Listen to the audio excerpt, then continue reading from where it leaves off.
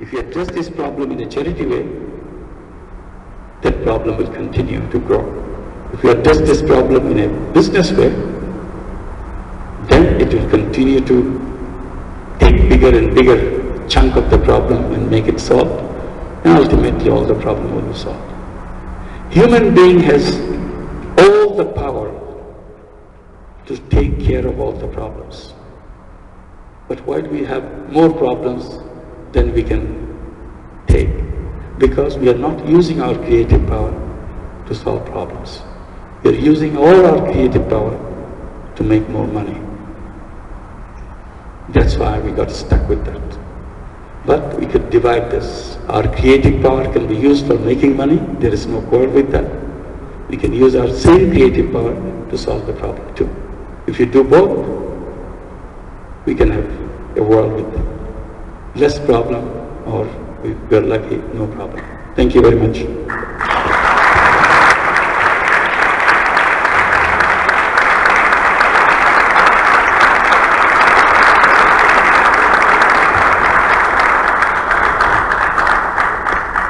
Déjame decirte el paso para tu coordinador. Bien, ahora tenemos la oportunidad de pasar a un periodo de preguntas y respuestas que nos ha aceptado el profesor. Así que ustedes van a tener la palabra. Solo quisiera yo hacer la primera pregunta. Because he's going to coordinate, so I want to make the first question. And here, Professor, there's different social businesses that have a lot of experience and they work in different fields. We have microcredit institutions represented here. We have SOFOLES, this is capital investment funds that already exist for the market. We have food banks represented here, which do a very special job. We have other social enterprises like Maná and Cuadritos, who manufacture and produce great products like the one described here with Danone, but enriched with nutrition, protein, or whatever is needed. So they are represented here, a couple of them. There are also persons that have money and have a great heart. They want to join in. So here's the power, the energy of a movement. But my question is as follows. Speaking about this next phase of microcredit, now speaking about empresas sociales, and speaking about the need to fund a investment fund, and from there to fund social enterprises. Now, my question is, those social businesses are the ones to be created, are of course the ones that already exist and are doing a great job. But what about the constituency, these millions of microcredit users that maybe the time has come where they need capital investment more than they need financing, because financing might be becoming a little bit costly for them now that they have grown. So the question is, will this investment fund will provide for both, and both will have to go through the incubator and be certified so that they can then be eligible to the fund. Being that specific, because I would like to end up with an invitation that we keep together, that we develop around a leader, and I'd like you to tell us who is going to be the leader, at least for this region, so that we don't just run out of here with good ideas, but we're not going to be linked. So for all practical purposes, I have the question, but I also want to ask who is going or how are we going to keep us together and make these great things that you just mentioned. On the question of capital for the poor people, like microcredit provides the credit. It doesn't bring the equity into the picture. What we have been doing in Bangladesh and encouraging others also to create entrepreneurship among the poor so that they can come out of poverty permanently. Microcredit is one way, giving small credit to do that. And that is become an investor in each individual person or in the individual enterprise that poor people have. So there we include the young people who are coming out of the universities today, saying we go and become their partners from the social business fund. They become the partners, they become the angel investors in their business. So ultimate goal is to make him or her as an independent entrepreneur so that she can buy back the whole company by earning profit, and it will be his company will be very happy to get back the investment we made. That's what the social business is. Social business doesn't ask for any return. All they ask for is to get the money back. So it fits very nicely and neatly. At the same time, they feel strong because they have a good partner with them. And they feel bold to take actions and so on. And also, social business fund can develop a skill how to handhold the person to become an entrepreneur and have his own company and run it as his own company. So that's the mission of the objective of the social business in this particular case. So it goes very nicely and neatly with the microfinance in one place. Another one we see in many places, including Bangladesh, microfinance borrowers produce lots of interesting things, handicrafts and things like that.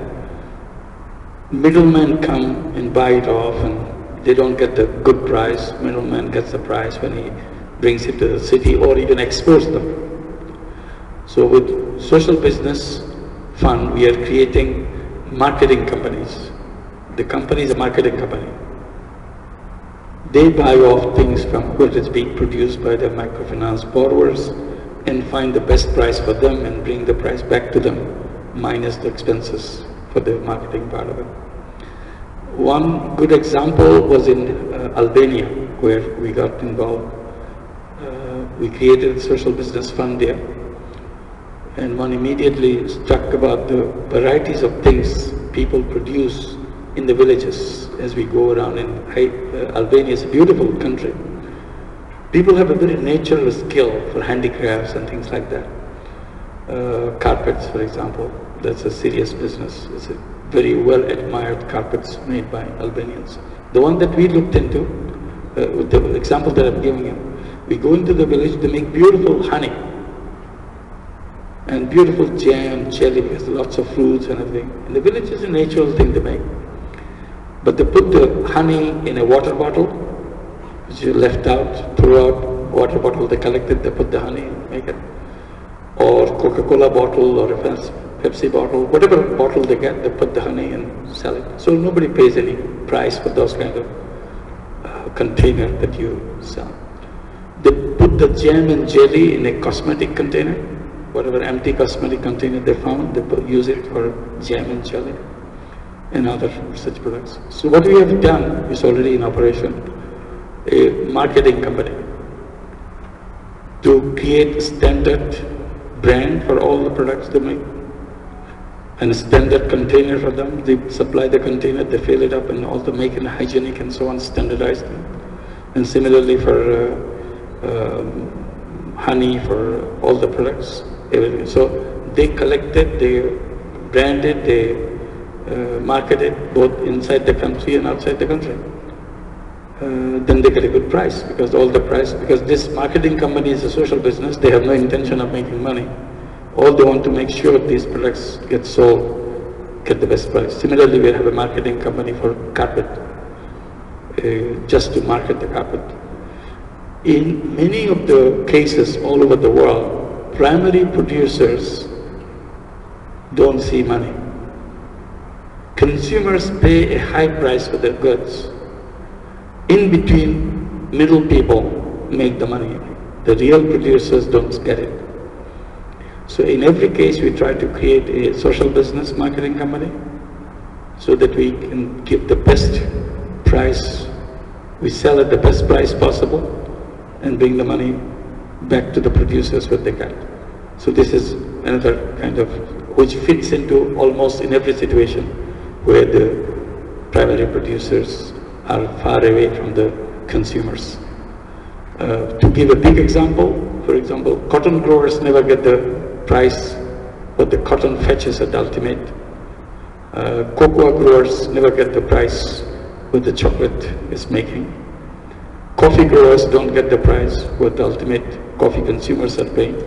So there's room for social businesses to make sure the people benefit them. It's a business, so nobody has to complain about it. We are not insisting, no, you can't, you have to give so much back to the producers and so on and so forth. We are creating a business to make it happen, solve the problem there.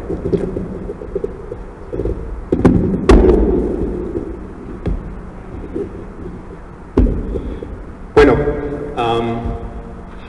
entonces la pregunta ahora entendimos muy bien, creo, que cuáles son los negocios sociales, cómo funcionan, cuál era la historia, y la pregunta realmente es, y como ha dicho el presidente Fox, es cómo podemos llevar este concepto y crear impacto social aquí en México a través de eso.